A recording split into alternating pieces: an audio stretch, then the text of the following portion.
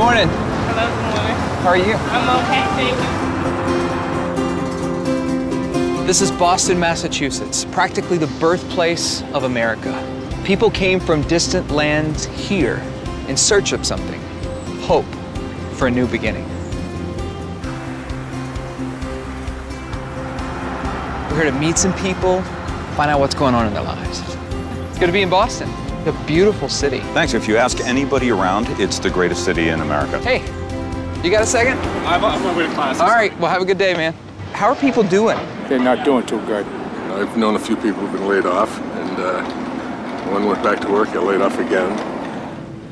We all know people that are hurting. I know people that are hurting, but I don't necessarily know people that are hurting with every possible hurt that's out there. I didn't grow up in a family that gave me a lot of confidence, so I had to put on a mask. What does it feel like to wake up in the morning depressed? It's the first thing that comes to mind is just gloom and doom. Your mind is just flooded with negative thoughts. You're feeling empty, hopeless, no joy, and there's a lot of anger mixed in with that because you can't find that place that's going to give you peace. You're not on solid ground. There's just no hope. So America's not doing as well as it seems, and we've just scratched the surface in one town of Boston. Let's go check out a small town.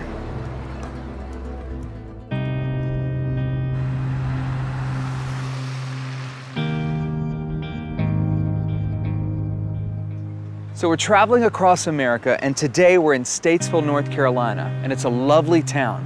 But sometimes appearances don't tell us the whole story. I've got people that are out of work, losing their houses, losing their jobs, losing their cars. The economy's real bad. People aren't spending money like they were. And that's all over the nation. It's not just here. You just keep on doing it because you want your kids to have better than what you had, and that's just the bottom line. Once you hit a certain age, then you're looking forward to something better after this life. I'd been laid off, and suddenly I just wake up under this burden, a sadness, a heaviness, a crushing disappointment, and hopelessness.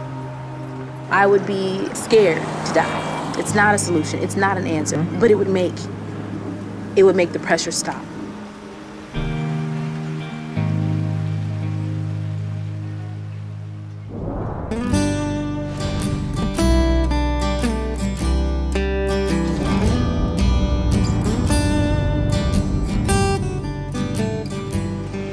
So our journey across America continues. We're talking to people, finding out how they're really doing.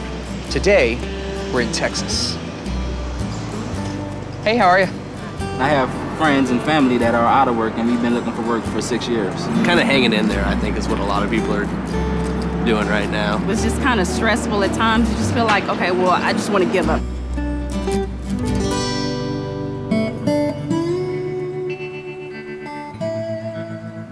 I'm getting too high, I'm getting too drunk. I'm out of control, and I find myself not even enjoying this anymore, but something that I have to do. I found my valued security and hope and my identity in, partying with my friends. As I slowly started partying with them, and I enjoyed that. I just wanted more. I wanted to be high more. I wanted to be drunk more. For 3 years straight, I did drugs and I drank, and there was not a lot of stopping. I got high and drunk every day. I really felt down in the dumps. Life was miserable. The world needs hope. And if we, as God's people, stay quiet, how will they ever hear of a hope that lasts forever? What hope does the world have if we don't tell them about the Christ that's living in us?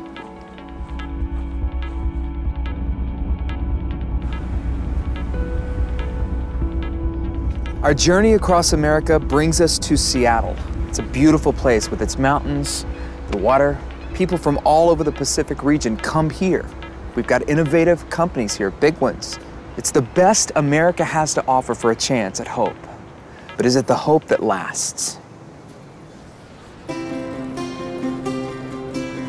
So a lot of opportunity here, and yet statistically, a lot of people are hurting, incredibly high suicide rates, depression.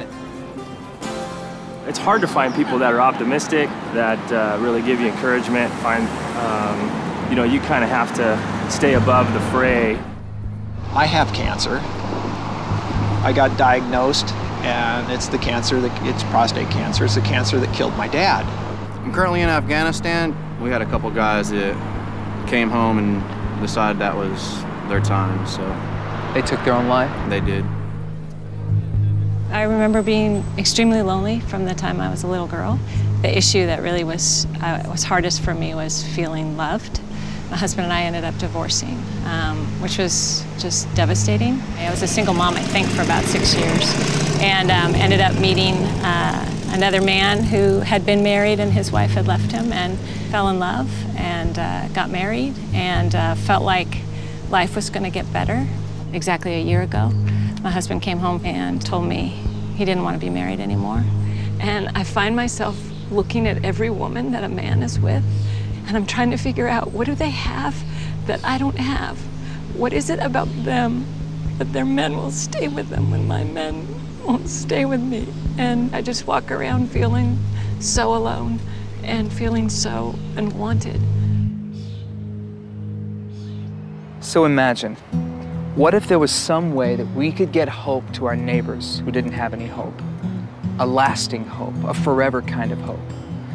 Well, the Bible describes Christians, those who've been born again through a personal relationship with Jesus Christ, as having Christ in us, the hope of glory. If we have any chance at reaching this nation with the gospel of Jesus Christ before it's too late, then we as Christians have to speak up about this hope that's in us. We better speak up before it's too late.